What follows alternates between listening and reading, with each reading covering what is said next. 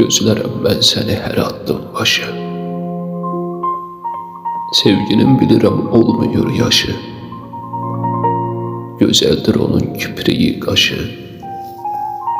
Sən mənim saçıma düşən dənimsən.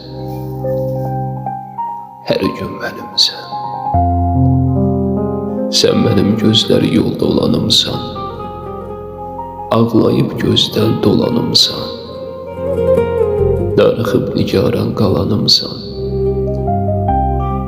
Sən mənim həyatda yarı tənimsən. Hər gün mənimsən. Sən mənim saçları ətir qoxuyanım. Həsrətli qəlbimə sevgi toxuyanım.